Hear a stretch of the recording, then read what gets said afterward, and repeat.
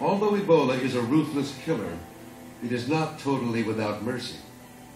The medical team now finds that 1 in 5 patients are still alive. They survived Ebola. These convalescents no longer show symptoms of the illness, but they are still confined to the hospital because the virus remains in their blood and can be transmitted through bodily fluids. No one knows how these patients develop this strong immune response, the antibodies that save them.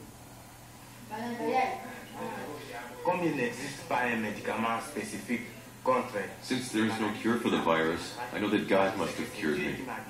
God cured me. Suddenly, a frightening new case arises. Yesterday we admitted a new case, one of our nurses. She's here in the emergency ward now, and the clinical diagnosis is Ebola.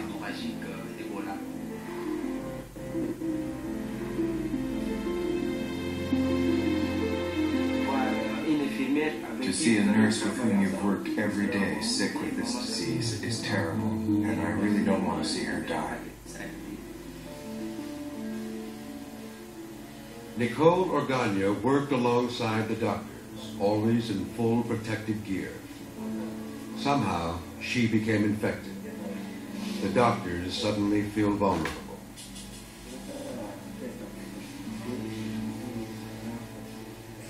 The Zairean physicians devise a plan, one that is experimental. They know that the blood of survivors has antibodies against the virus. They reason that if they transfuse Nicole with that blood, perhaps those antibodies will save her. They take Nicole's blood to type it. Before deciding whether to proceed with their plan, they must find a convalescent with the same blood type.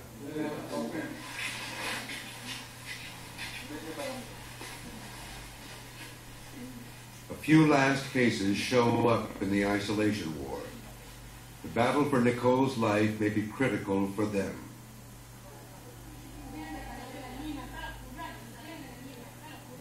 As they go about their rounds, the Zairean doctors know that with each passing hour, Nicole's chances for survival decline. Even as they help other patients, the doctors become increasingly convinced that they must execute their plan to save Nicole and perhaps these final few patients as well. The foreign members of the team are against the treatment.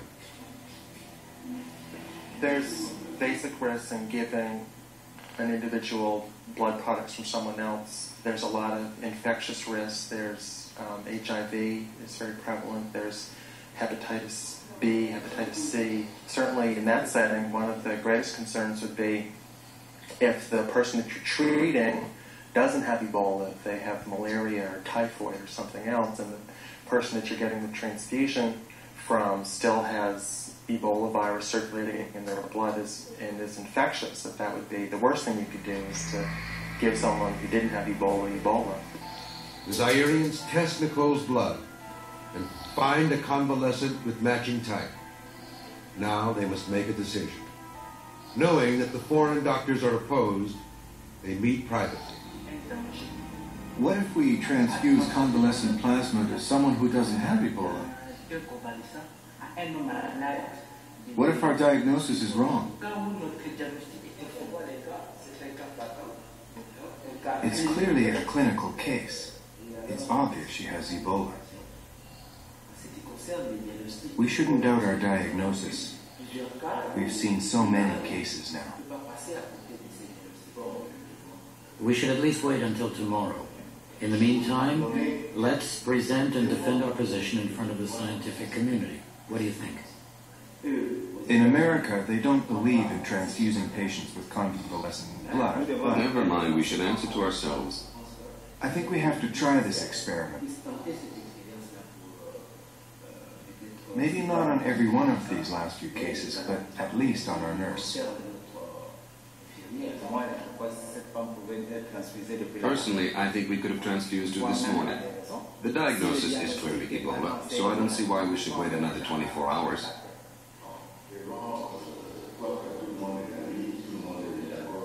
Okay, I think we all agree that we do the transfusion.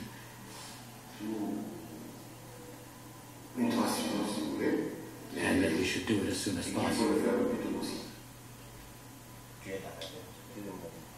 Their decision made, the doctors approach a convalescent patient whose blood type matches Nicole's. He agrees to cooperate. Without involving the foreign doctors, they collect his blood and get ready to transfuse. They have the resources only to do a quick AIDS test. Nicole runs the risk of contracting any other disease that may be in the donor's blood. The cure may kill her.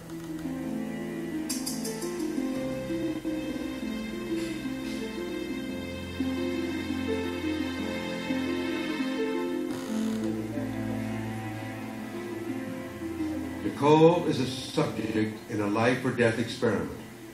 Similar procedures with animals have failed in the past. The doctors ask her to sign her consent before they proceed.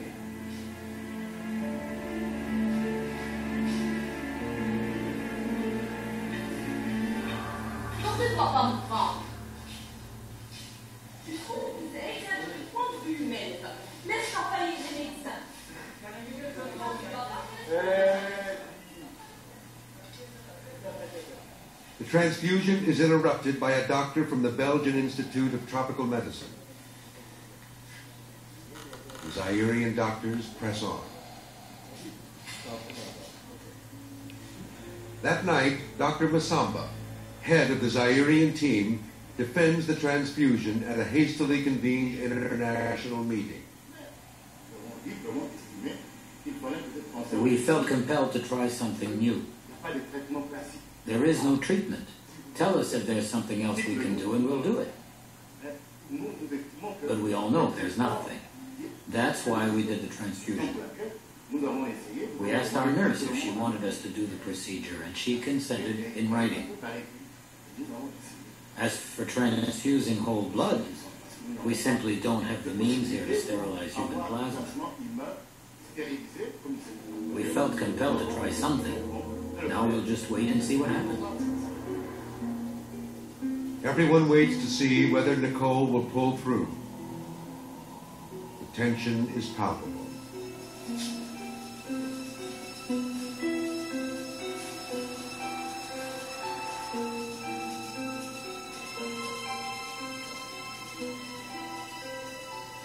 Four days after the transfusion, there seems to be improvement. I'm eating now. I go out. I wash myself so I can get up without any help. Our nurse is doing better. I'm really relieved. I think that after Nicole, other people who get sick may want us to try this same treatment. And personally, I think it will work. A week later, Nicole is weak, but almost fully recovered. Encouraged by their success, the Zairean doctors transfuse 8 more patients. 7 survive. The Western doctors remain unconvinced. It would not be my choice to have given these blood transfusions. On the other hand, with the pressure to do something, I can absolutely understand why these experiments were done.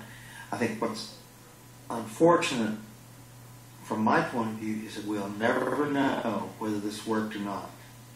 There's other possible explanations that late in the epidemic, the virus may be less virulent after several passages through human hosts. There's a possibility that late in the epidemic people were having less exposure, that there was some awareness, so people were being more careful, so they were getting smaller viral loads when they were getting infected. So the ideal thing would have been to have one group get the transfusions and have one group not get them or get a placebo transfusion. Unfortunately, it's not something we can study in humans. You certainly aren't going to give someone Ebola just to do a trial like that. We have to wait for an epidemic situation to do that. The transfused patients are the last in the ward. No more cases appear. The epidemic is over. 316 people had become infected with Ebola, and 244 of them had died.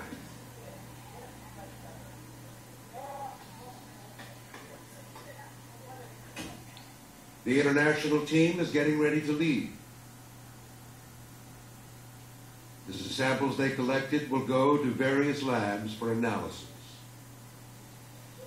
They may hold the clues that will help solve the Ebola mystery.